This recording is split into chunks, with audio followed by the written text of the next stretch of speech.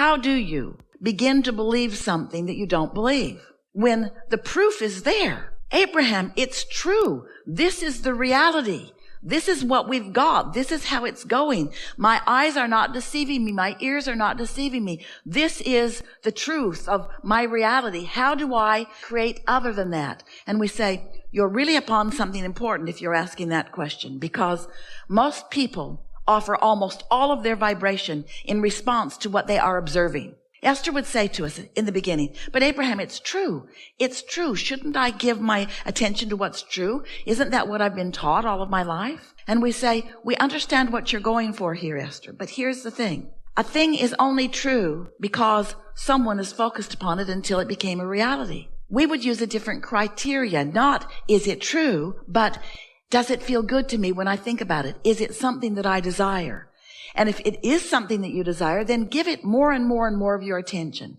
But if it is not something that you desire, giving it more attention only makes it more solid in your experience. You see how it works? How do thoughts turn to things anyway? Have you ever wondered about that? Do you see any pipelines trucking in new fuel from other planets? New mines are being dropped from the sky? How is it? How is it that thoughts are turning to things? Thoughts are turning to things through focus and reception and response to that reception. That's how thoughts turn to things.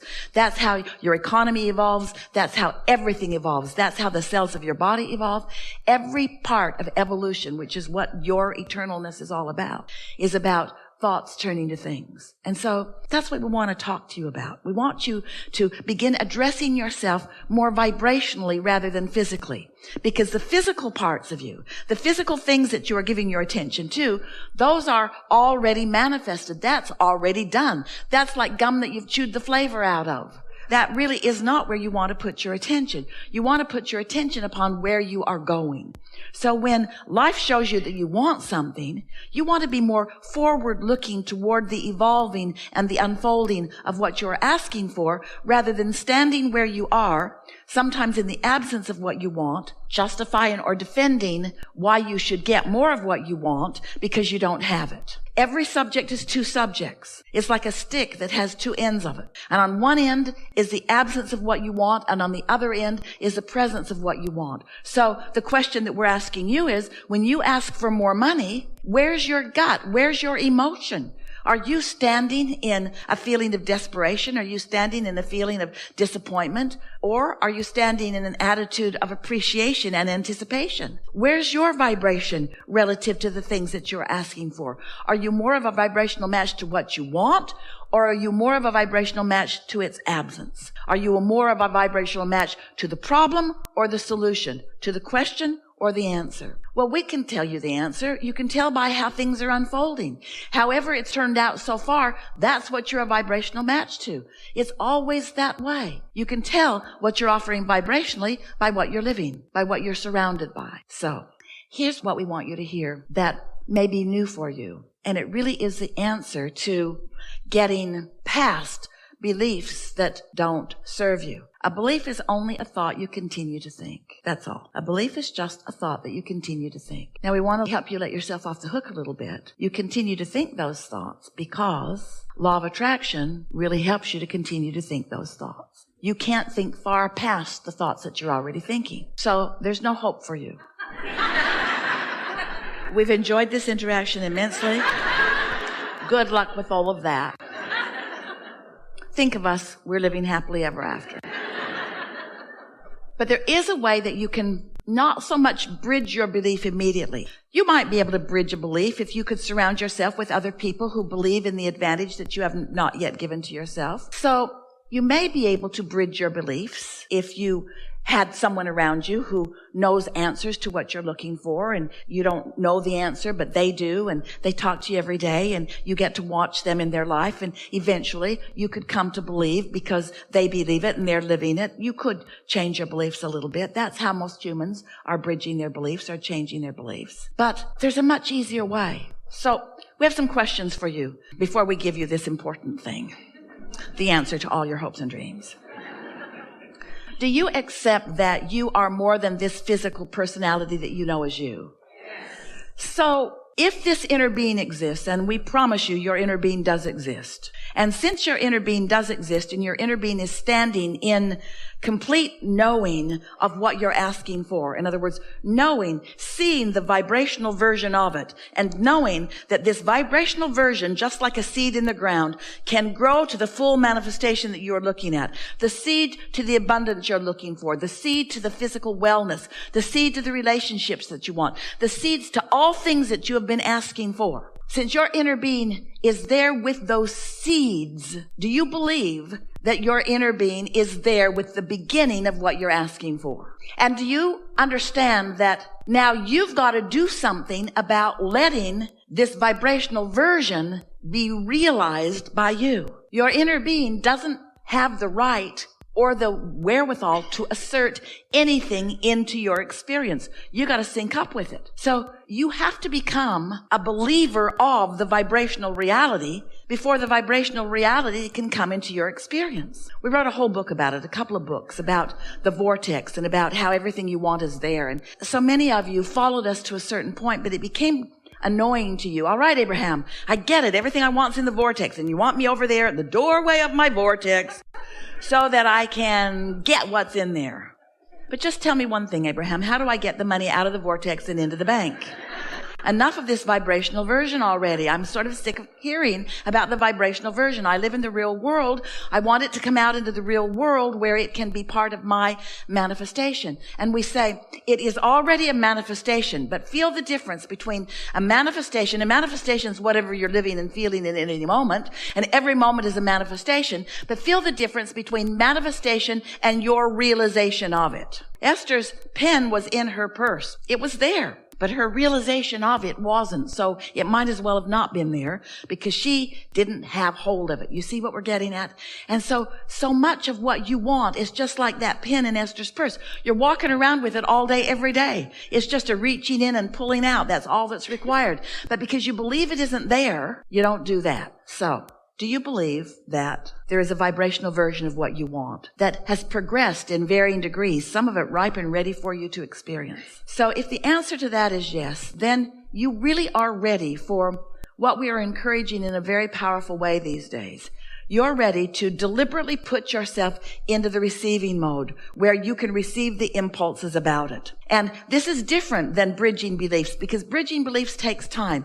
Bridging beliefs means you have to take hold of a belief that you've got that is in defiance of something that you want and make it no longer in defiance of something that you want. Have you ever talked to anyone?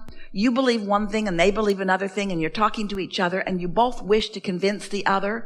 And after an hour or 2 or 3 or 4 or 5 or 6 or 10 or 20 or years of interacting with them about that, they just stand strong in what they believe and you just stand strong in what you believe and no headway is made in convincing the other. You know about that? You've got that exact thing going on inside of you where I want this, but you've got beliefs that keep your desires from being realized by you, and it's unnecessary. So what do you do about it? Do you want to argue with yourself for hours or weeks or months or years? Or would you like a suggestion for a much simpler route? Yes. We thought you'd say that. When you quiet your mind, you stop all thought. And when you stop all thought, all beliefs, ooh, you're really going to like this. So we're going to start in a different place because we really want you to hear this. Imagine a cork floating on the water. And let's just say that this up here on this surface is alignment with your source, pure positive energy. Now you can hold that cork under the water and let's call that negative emotion. Let's call that beliefs that don't serve you. But when you let go of it, it's going to bob right back up there to the surface. So when you meditate and you quiet your mind, you bob back up to the surface. And when you bob back up to the surface, when your vibration rises because you're not holding it down with things that your inner being knows are not true. When hatred and fear are disengaged and in their absence, you just move right back up into the natural love and pure positive energy that is you. That's what we call the receiving mode, which means now you are at the doorway of your vortex. Now, in that absence of contradictory beliefs, the beliefs of your inner being are dominant. In fact, they are only when you meditate and quiet your mind and allow your vibration to rise, now you are only the frequency of your inner being. Now think about what we've been talking about already here today. So here's your inner being and this vibration, and here's you and this vibration, and everything you feel is about the mix of that. If you are in tune with your inner being, you feel wonderful. If you're not, you feel less wonderful to varying degrees, all the way over to awful.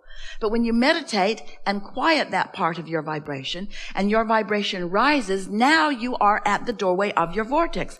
Now you are in the receiving mode. Now what your inner being knows about everything, and what your inner being knows mostly about is you, now it is your knowledge too. And so now ideas begin to flow to you through your path of least resistance. So when you are in meditation and a thought comes to you, that thought is a thought worth listening to, because it's not from this receptive mode of fear. It's from this receptive mode of knowing who you are, what you want, what's in your vortex, what's already been allowed by you to play out. Your inner being knows where you stand in relationship to everything you want, and knows your path of least resistance to guide you to it. Isn't that nice? So you're at the doorway of your vortex, and you might not be ready yet to translate into words like Esther is doing here, but you'll receive impulses, maybe an impulse to do something or an impulse to call someone. But then you're going to get back into your day. And as you get back into your day and you start observing what's going on in your day, you're probably going to reintroduce more resistance back into your experience. So the closer to meditation, the more likely you are to more clearly receive the answers that you've been listening for. The further into the day you get, the more you're going to start behaving like you usually do. But can you feel how, after a few days of this, or weeks of this, or even years of this, where you quiet your mind and tune to the frequency of who you are, that you could become more guided by that broader perspective? Esther's been asking herself a lot. Now, she's been receiving us since 1985. That's a long time. And yet, even today, she will ask herself as a thought comes, because your receiver is always on, isn't it? As a thought comes, she will ask herself, where did that thought come from? Now, if the television's on, it's pretty obvious where the thought came from. But when she's just taking her walk, or when she's in the shower, or when she's moving about in her day, and thoughts come as they do all day, she's been stopping and saying, where's that thought coming from? What receiving mode am I in? What train of thought led to that? Was I in the receiving mode of worrying about things, or was I in the receiving mode of appreciating things? And in time, you will come to realize that you have a very broad view helping you out. Some years ago, Jerry and Esther were in San Antonio. They live outside the city limits. And they'd gone into Bernie, the little town where they pick up their mail. And they couldn't get to the post office because there was a flood. The Cibolo Creek had overrun its banks, and the post office was flooded. They couldn't get in. And so they went home, and they immediately called their friends who live in San Antonio, which is downstream. And they own a ranch in San Antonio, 1,000 acres, and that Cibolo Creek runs right through their ranch. And Esther called and said, the Cibolo Creek is out of its banks up here. The post office is blocked off. We couldn't even get in, and it's headed your way. And so their friends were able to get the tractors out of the pastures and move the cattle and the horses out of the pasture. And as the creek made its way there in the next half hour or so, everything went well for them. And then Pat called and said, it sure is nice to have a friend upstream. And that really is the point that we want to make with you. You have infinite intelligence adoring you and upstream and aware of you and everything that is important to you.